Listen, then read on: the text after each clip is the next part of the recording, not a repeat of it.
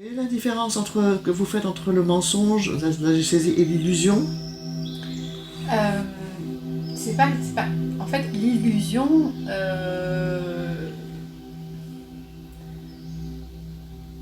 L'illusion, c'est le mensonge dans lequel Oui, on d'accord, vit. on croit que c'est la vérité, en fait c'est la réalité alors que c'est pas la... Vous Oui, voyez ce que je veux dire? Oui. Mais certaines croyances spirituelles vont vous parler d'une illusion comme si tout ça n'existait pas, ce qui est faux, parce que ce qu'on vit, on le vit, Voilà. vous voyez, donc ça pourrait venir, voilà, comme si tout ça n'était qu'une illusion, que ceci, que cela. Mais non, en fait, l'illusion, c'est le mensonge dans lequel les âmes consentent, si vous voulez, de s'expérimenter au nom de l'évolution de l'âme, de la croissance, de l'apprentissage, etc., d'un chemin évolutif, comme ça, hein, ou karmique, donc ça veut dire vraiment de pacifier soit des situations pour acquérir certaines vertus, par exemple, qui rejoignent alors du coup un peu l'évolution de l'âme, hein, ou des personnes, hein, où on va se rejouer de vie en vie à travers différents rôles, etc. Et donc du coup tout ça ce sont des mensonges dans lesquels l'âme croit qu'elle a à s'expérimenter, et donc c'est là où elle donne son accord pour s'incarner, se réincarner. Et d'ailleurs le lien est ce qui amène les êtres à se retrouver. Hein, c'est assez curieux parce que les gens aiment se retrouver, quoi. Alors qu'en fait on devrait aimer se rendre libre de chacun, mais on aime se retrouver de vie en vie à travers différents rôles, parce qu'on croit que l'amour c'est ça. Hein. Alors que l'amour il est sans attache en fait, hein. Donc l'amour il est libre et il devrait l'être, mais que l'amour ici n'est pas sur terre, n'est pas quelque chose qui... En fait, c'est comme si on reprend le côté de la famille, on s'enferme dans l'idée d'une cellule familiale. D'ailleurs, le mot cellule est assez intéressant, hein, du coup, hein, dans ça. Et on ne se croit pas compte que se maintenir dans cette cellule, quelque part, nous restreint. Parce que le plus bel amour qu'on pourrait avoir d'une mère à son enfant, par exemple, il est 1000 fois plus exponentiel quand on se connecte consciemment au tout, à tous et à tout ce qui existe. Vous voyez, donc c'est comme si en fait l'idée de nous voir à partir de cette échelle familiale, ça nous restreint plutôt que ça nous expand. Vous comprenez ce que je veux dire? C'est très bizarre. Et ces derniers temps, je ne sais pas si c'est un monde parallèle ou c'est comme si une fois j'étais là, une fois j'étais là, j'en sais rien, parce que ça me parle tellement. J'allais dire, mon sujet c'est l'amour, de qui n'est-ce pas le sujet, mais dans le sens que vous venez d'exprimer, c'est comme si une instance en moi savait ça aussi. Et quelque chose, j'y arrive pas. Évidemment que je me rends compte. Exemple, ma fille. Ceci dit, on n'a pas de, on peut parler sans agressivité, je peux l'exprimer. Quand je dis je, elle exprime aussi, donc, et elle sait très bien, au niveau humain, ce qui te rend heureuse, ce qui compte pour toi, c'est l'essentiel. Si ça inclut que tu passes là comme tu passes, je ne te souhaite que ce que tu sois. Et c'est vrai, je le sens très profondément. Et c'est comme si tout d'un coup, une fois que c'est dit, une fois que c'est pensé, ressenti, et libérateur pour moi aussi, je sens aussi. Ah bah, au moins, c'est clair. Et tu sais pas pourquoi, et c'est là que ça me fâche. À un moment donné, je suis sur mon canapé, tout va bien, belle lumière, belle... Et oui, mais réveillon de Noël, tu vas être assis tout seul, et ça recommence. Et je vois bien que ce sont des schémas. Je sais pas comment me dépatouiller de ça, parce que j'ai pas envie de souffrir. Mais je pense que se dépatouiller de ça n'est pas possible. La seule chose que vous pouvez, c'est choisir de ne pas entretenir la pensée. Vous ne pouvez pas l'empêcher, puisque ce qui pense en nous, ce sont des influences. Sinon, l'être ne pense pas, il sait. Alors, ce qui pense en vous à ce moment-là et qui va essayer, d'ailleurs vous êtes bien d'une minute à l'autre, d'une seconde à l'autre, on est mal, qu'est-ce qui s'est passé entre l'instant et l'instant d'après? C'est une pensée qui vous a traversé, qu'elle soit consciente ou inconsciente, mais ces pensées sont toujours le fait d'influence. Ou une mémoire peut-être, parce que je ne mets pas en doute ce que vous... Absolument pas, c'est pas ce que je veux dire, mais j'ai un sentiment de gratitude en moi. Ça me enfin, je suis vraiment bien. Je suis pas seulement bien là, ou voilà, je me satisfais. Non, non. Moi, je me sens libre. Est-ce que c'est une... Je sais pas si ça existe aussi, une mémoire dans les cellules. Parce que je n'ai pas eu, du moins à ce moment-là, pas de pensée. Puisque je suis rempli de gratitude de me sentir bien comme c'est. C'est possible que ce soit une mémoire ou l'arbre qui dit « Ah non mais attention, ou l'ego, on n'a pas fini le programme, là, on avait dit que... » De la gratitude, pourquoi? D'enfin me sentir, moi avec moi, de « Tout va bien. J'ai besoin de rien ni de personne. » Je me suis tellement rarement senti bien, moi, avec moi, dans mon existence, indépendamment de qui que ce soit ou de quoi que ce soit. Le fait d'être à ce moment-là, un sentiment de plénitude ou un sentiment de... Voilà. Et puis je ne sais pas pourquoi, 10 secondes après, c'est plus vrai.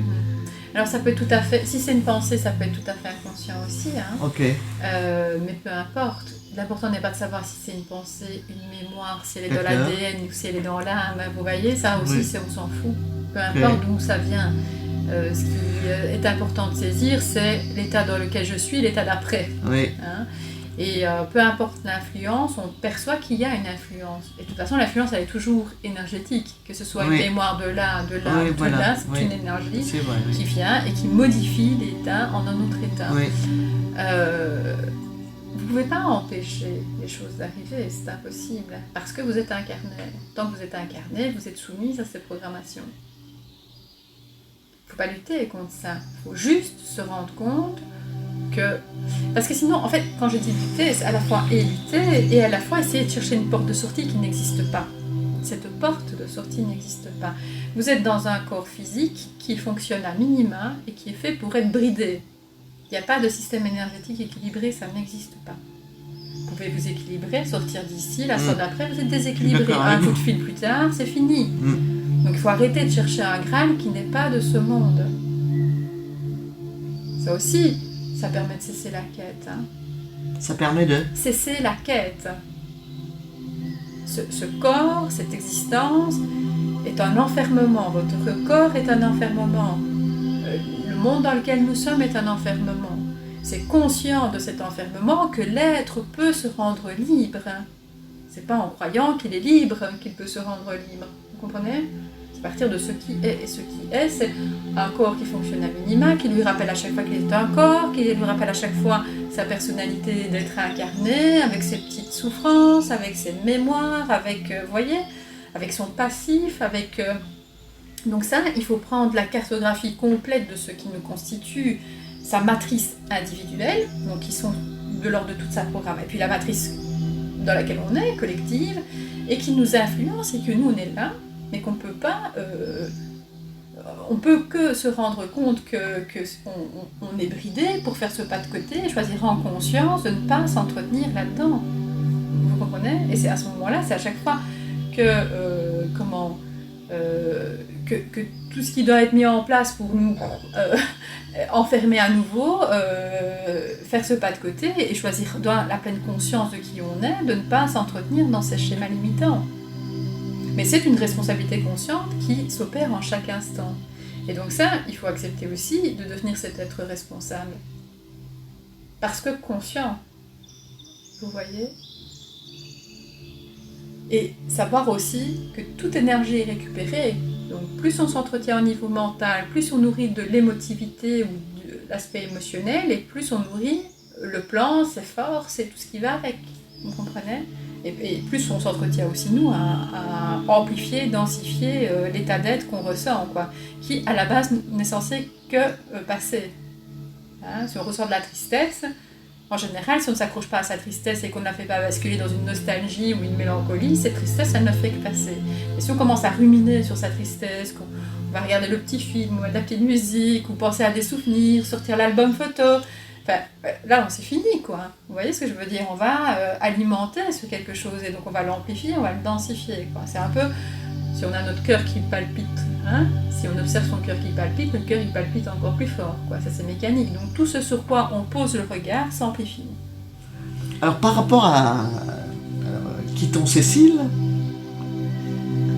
parce que cette terre est remplie de Cécile, c'est quoi ce jeu planétaire? C'est quoi ce jeu, même pas planétaire, de l'univers Si vous voulez, c'est juste pour terminer avec ce dont on parle. Quand un être devient conscient de tout ce dont on parle, on sait qu'on ne peut pas empêcher les choses d'arriver. Oui. On peut juste prendre conscience quand elles arrivent et à chaque fois faire ce pas de côté, reprendre, voilà, exercer sa propre, prendre une décision, celle de ne pas se laisser influencer et se choisir libre. Ça, c'est la seule chose sur laquelle on a un pouvoir d'action. Ne pas consentir, faire un choix libre et éclairé, de se désolidariser de cet événement, de cette expérience, de ce sentiment, hein, et se rendre libre. Si vous voulez, du coup, quand l'être fait ça, il neutralise quelque part les mémoires, les influences. Vous voyez, c'est comme, donc neutraliser, c'est vraiment rendre neutre. C'est-à-dire que ça glisse, quoi, ça ne nous impacte plus, il n'y a plus d'accroche, si vous voulez. Je pense que plus on arrive à faire ça, plus on a facile à le faire. Au départ, ça nous demande plus d'efforts. Pourquoi ? Parce que c'est quand même quelque chose de nouveau. Hein, donc d'arriver à prendre conscience, 2, ne pas s'identifier, 3, exercer sa propre volonté d'être responsable, souverain, vous voyez ce que je veux dire. Donc ça nous demande, c'est pas des étapes, mais c'est une conscience consciente et une volonté centrique, quoi, quand même. C'est une force comme ça qui voilà. Donc ça, mais plus on le fait, et plus après ça passe un instant. Vous voyez, ça vient vous chercher, clac, c'est aussi simple qu'une pensée, c'est vraiment un alignement, une posture, quoi. Donc il n'y a plus besoin de, voilà, c'est juste, je prends conscience, ça vient me chercher, il y a une faille, paf, c'est vraiment quelque chose qui devient de manière aussi fluide qu'un geste. Oui, vous voyez ce que je veux dire, hein, c'est quelque chose qui, voilà. Comme une habitude. Comme une habitude, et même plus que ça. C'est vraiment une habilité, une rapidité, quelque chose qui va venir vraiment comme un, voilà, mais la seule volonté, c'est de rester conscient et de ne pas, le plus dur, c'est de ne pas se réendormir. Vous voyez ce que je veux dire ? C'est de rester dans cette conscience rendue consciente en permanence, puisqu'on est tout le temps dans ce quelque chose. Donc, le problème, c'est que ça... On ne peut pas... tout est fait pour, si vous voulez, nous rendormir à nouveau. Donc, l'exercice le plus périlleux dans tout ça, c'est de rester réveillé, malgré tout. Hein, malgré qu'on va venir vous chercher... dans votre quotidien, à propos de Cécile, et comme vous l'avez dit tout à l'heure, plus je m'occupe de Cécile, et plus je m'éloigne de qui je suis, quoi, quelque part.